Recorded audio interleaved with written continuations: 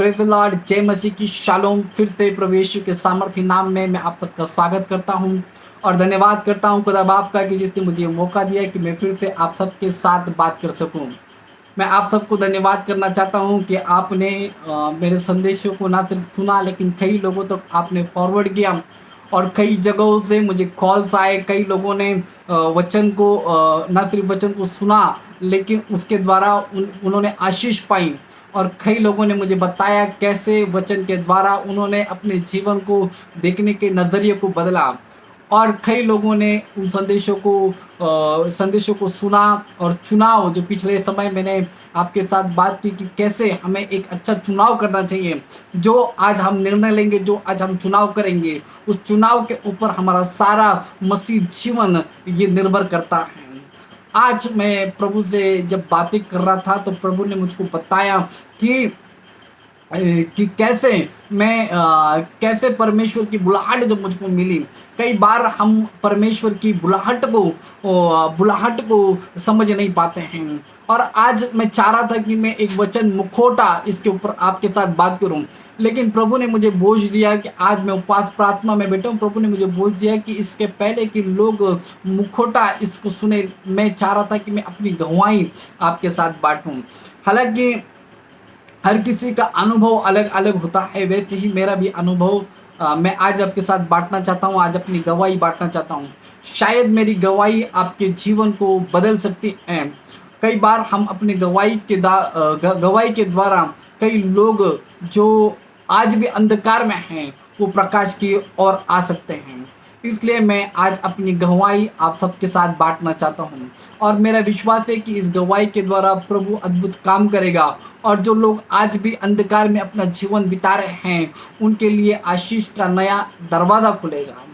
हालाँकि मैं जन्म से मसीह नहीं हूँ, मैं जन्म से प्रभु को नहीं जानता था।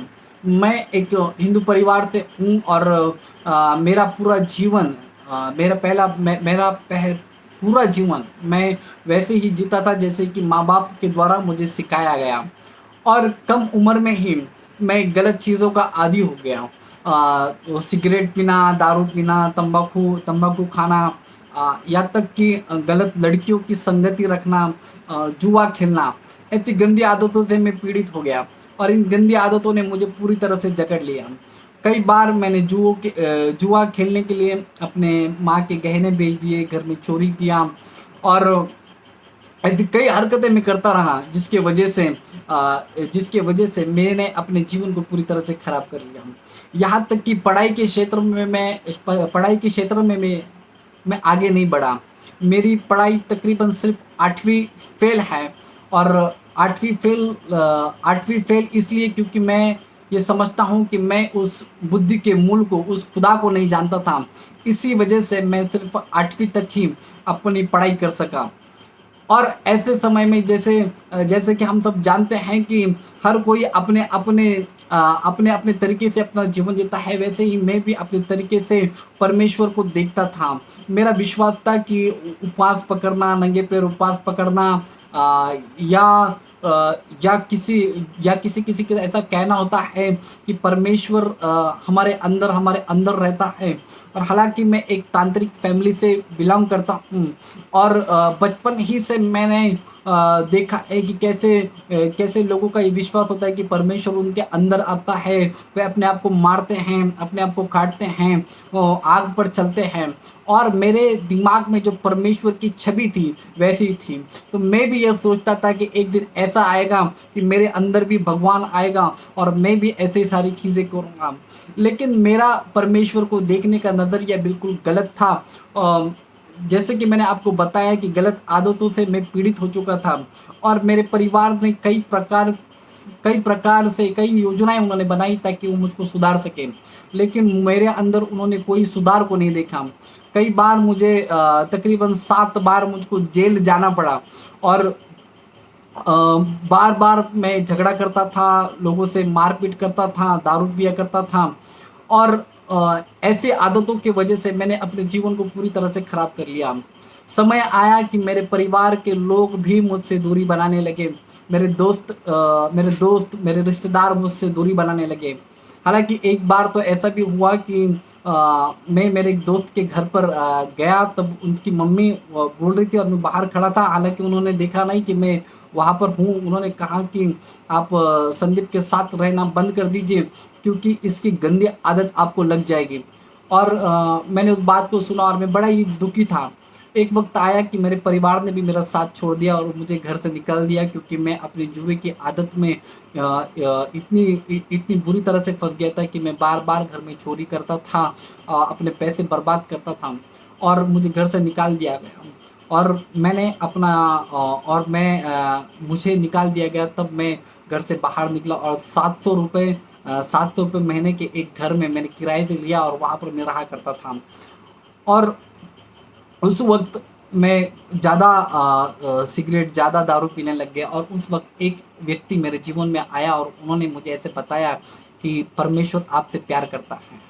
और मेरे लिए बड़ा अद्भुत था, मेरे लिए ये जानने के लिए बड़ा अद्भुत था कि ऐसे समय में जब कोई आपके करीब नहीं आना चाह रहा, कोई आपसे संगति नहीं रखना चाह रहा, कोई आपसे प्यार नहीं करता है, ऐसे वक़्त में कोई ऐसा व्यक्ति आपके जीवन में आना जो आपको बता रहा है कि कोई तो है जो ऐसे समय में भी आपसे प्यार करता है।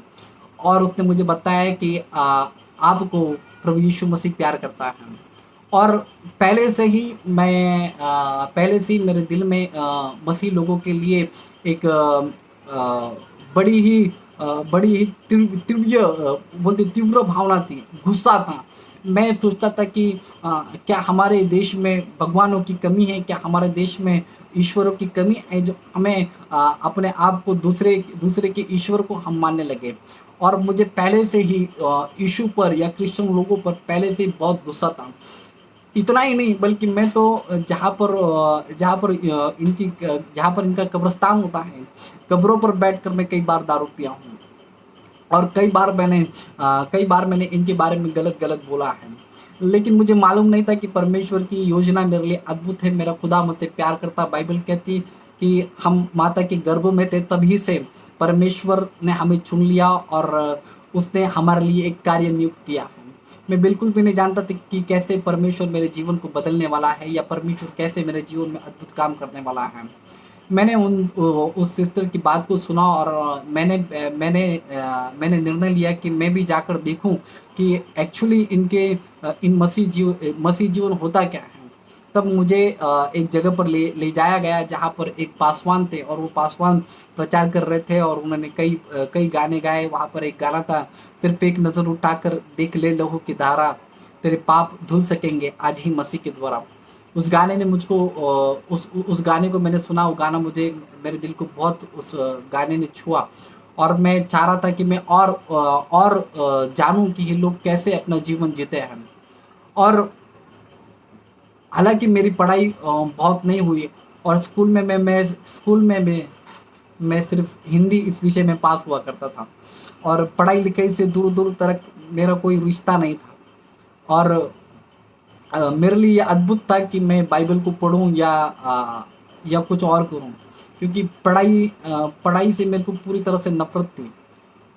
लेकिन मैं जब कलीसिया जाने लगा तो धीरे-धीरे जब मैं कलीसिया जाने लगा, तो मैंने अपने आप में सुधार होते हुए देखा। लेकिन फिर भी जब मैं कलीसिया जाता था तभी भी मैंने अपने शौक को नहीं छोड़ा था। मैं सिगरेट पीता था, मैं दारू पीता था, मैं तम्बाकू खाता था, मैं जुआ खेलता था, ये सारी चीज़ें मैं करता था। और एक वक़्त आया कि जब परमेश्वर ने अपने वचन के द्वारा मुझसे बातें की। हमारे पासवान जो थे उन्होंने ये प्रचार किया कि परमेश्वर आपसे बात करता है और ये मेरे लिए अद्भुत था कि ऐसे कैसे हो सकता है?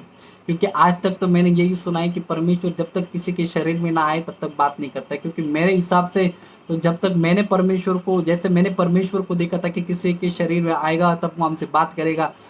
तो ऐसे मैंने परमेश्वर के बारे में सोचा था। लेकिन पासवान ने कहा कि यदि आप दुआ के लिए बैठोगे तो हमारा खुदा बोलने वाला खुदा है। और मुझे बड़ा अटपटा लगा, मुझे लगा शायद ये लोगों को बेवकूफ़ बनाते हैं कि कैसे परमेश्वर आपसे बात कर सकता है। ये मानना मेरे लिए कठिन था और कठिन था कि कैसे परमेश्वर हमसे बात कर सकता है। और लेकिन ये बात मेरे दिल में घर कर गई कि अगर ये कह रहे होंगे तो कुछ तो इसके अंदर होगा। तो मैं रात को, जैसे हमारा चर्च 8 बजे की सर्विस ख़त्म हुई, तो मैं घर पर गया और घर पर गया तो मैंने सोच लिया था मेरे दिल में कि मैं आज ये देखूँगा सच में कि क्या सच में परमेश्वर बात करता है। और रात को तकरीबन 11:30-12 बज रहे थे और मैं घुटने टेक कर, जब मेरे घर वाले सारे सो गए तब मैं घुटने टेक कर दुआ में बैठा। और जब मैं दुआ में बैठा तो मैं प्रार्थना कर रहा था, हालाँकि मुझे प्रार्थना भी ठीक से करने नहीं आती थी। और मैं प्रार्थना करने बैठा और पास्टर ने कहा था कि पवित्र आत्मा आपसे बात करेगा, परमेश्वर आपसे बात करता है। और मैं घुटने टेक कर प्रार्थना करने लग गया कि मुझे प्रभु आपके बारे में कुछ मालूम नहीं है, लेकिन मैं चाहता हूँ कि आप मुझसे बात करें। मैं चाहता हूँ कि आप आपकी योजना मुझको बताएँ। जैसा मैंने उनसे उनसे सुना था वैसे ही मैंने बोलना शुरू किया। लेकिन तकरीबन 1 बज गया, मुझे कहीं से कुछ आवाज़ नहीं आई, ना मैंने परमेश्वर की किसी वाणी को सुना। तो मुझे इस बात का यकीन हो गया कि ऐसा कुछ नहीं रहता है परमेश्वर वगैरह, ये सिर्फ बोलने की बात रहती है, अटपटी बातें हैं।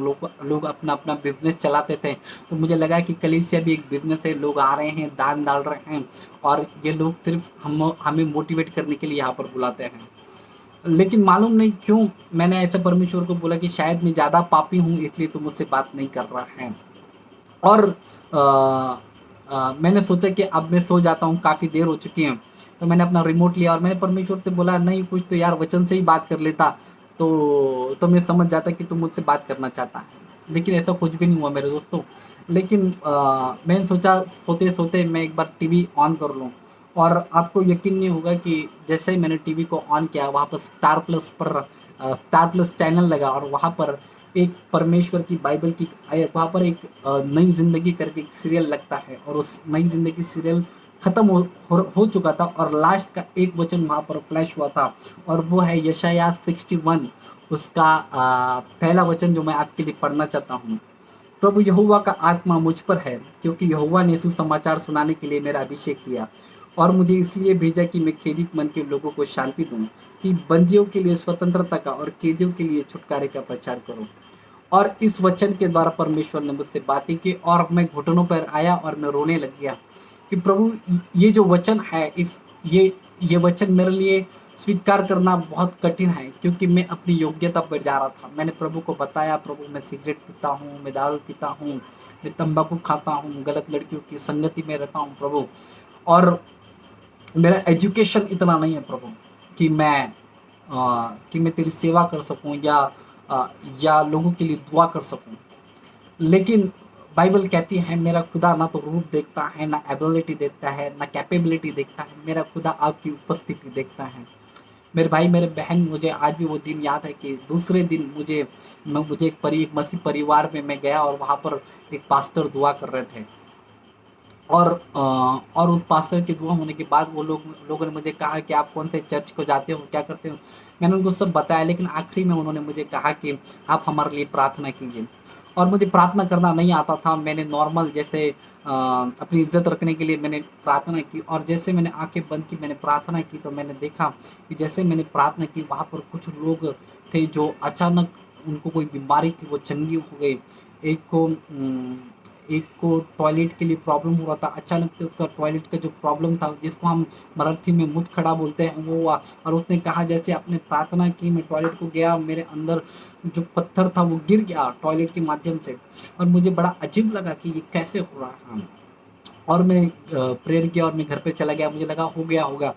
दूसरे दिन उन लोगों ने दूसरे लोगों को बताया और दूसरे लोगों ने भी मुझको प्रेयर के लिए बताया और मुझे बड़ा अटपटा लग रहा था, क्योंकि मुझे प्रेयर नहीं आ रही थी। फिर भी मैं गया, मैंने प्रार्थना की। वहाँ पर भी मैंने इस अनुभव को देखा कि जब मैं प्रेयर कर रहा था कि कई लोग चंगे हो रहे थे, कई लोगों को प्रभु छू रहा था। और तब मुझको ये महसूस हुआ कि ये जो वचन उस दिन रात को प्रभु ने मुझसे बातें की थी, तो प्रभु ही कुछ कर रहा है। और मैं दुआ करने लगा, मैं फिर से प्रभु के पास बहुत रोया कि प्रभु, मेरा पढ़ाई नहीं हुआ है, Lord I am not educated. और अ, मुझे आज भी वो समय याद है कि जब मैं खुदा के पास रो रहा था और मैं प्रभु को बता रहा था। और आज भी जब मैं अपने कॉलिंग को याद कर रहा हूँ, या मैं उस दिन को याद करता हूँ, या मैं उस घटना को याद करता हूँ जब खुदा ने मुझको बुलाया। मेरे लिए बड़ा अटपटा था कि हर कोई ऐसे समय में जब अ, हमें छोड़ देता। हर कोई ऐसे समय में हमारा साथ छोड़ देता, जैसा मेरा छोड़ा गया। मेरे माँ बाप ने मेरा साथ उस समय पे छोड़ दिया। मेरा दिल भर आ रहा है उस कॉलिंग को याद करके, जब खुदा ने मुझको बुलाया और मैंने खुदा से कहा कि लॉर्ड, मेरी ताकत नहीं है या मेरा उतना ज्ञान नहीं है प्रभु कि मैं तेरी सेवा कर सकूं, और मैं अपनी योग्यता पे जा रहा था। और मुझे आज भी याद है कि प्रभु ने मुझसे कहा कि मैं तेरी योग्यता नहीं, मैं तेरी उपस्थिति देखता हूँ। और मुझे मालूम नहीं कैसे, लेकिन प्रभु ने मुझे ज्ञान के क्षेत्र में बहुत आगे बढ़ाया। मैं आज भी फेल ज़रूर हूँ, लेकिन आज भी अगर किसी चीज़ का, किसी भी विषय का यदि आप नॉलेज पूछ लो, तो ये प्रभु ने मुझे बहुत तायत से दिया। और मुझे कभी भी ये विश्वास नहीं था कि मैं जो प्रचारकों को सुनता हूँ, एक समय आएगा कि मैं खुद प्रचार करूँगा, मैं खुद लोगों को परमेश्वर का वचन बताऊँगा। ये मेरे लिए अद्भुत था मेरे भाई मेरे बहन।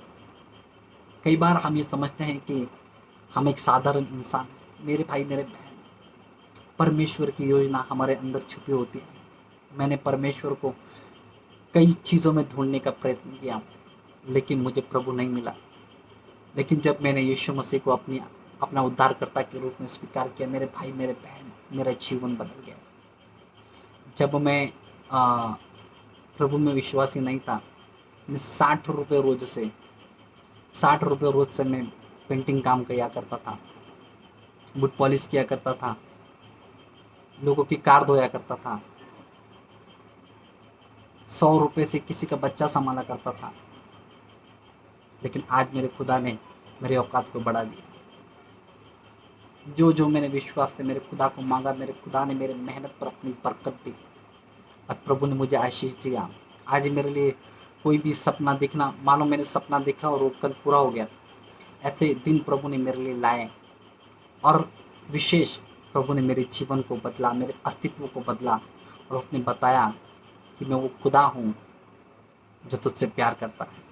मेरे भाई मेरे बहन, आज इस गवाही को बांटना मैं इसलिए चाहता था ताकि वो लोग जो अंधकार में हैं, शायद इस गवाही को सुनकर, शायद ऐसे कई संदीप दारू पी रहे हैं, ऐसे कई संदीप जुआ खेल रहे हैं, ऐसे कई संदीप ईश्वर को गलत चीज़ों में ढूंढ रहे हैं। लेकिन अगर ये वीडियो आप तक पहुंच रहा है, मैं आपको कहना चाहता हूँ मेरे भाई मेरे बहन, मेरा प्रभु आपको बुला रहा है, मेरा प्रभु आपको बुला रहा है, और वो चाहता है कि आपकी ज़िंदगी नए सिरे से बने। इस गवाही को बांटने का माध्यम यह था कि लोगों ये समझे कि यीशु ही खुदा का बेटा है और यीशु ही खुदा है, और लोगों तक वो सुसमाचार, बाइबल कहती कि उसने हमारे सारे पाप अपने ऊपर ले लिए, हमारे पीड़ाओं को, हर बीमारी को, हर तकलीफ को, हर उस गंदे नाम को जिस नाम से तुम जाना जाते थे, उस नाम को उसने ले लिया। आपको मालूम, जब मैं प्रभु में नहीं था तो मुझे जॉन नाम से बुलाया जाता था।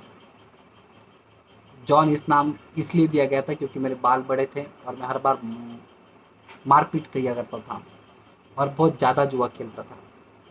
लेकिन मेरे खुदा ने मेरे नाम को फिर से बदलाव दिया और प्रभु ने मुझे बताया कि मैं तुझसे प्यार करता हूँ। और आज प्रभु ने मुझे जॉन से पास्टर संदीप की ओर प्रभु मुझको लेकर आया।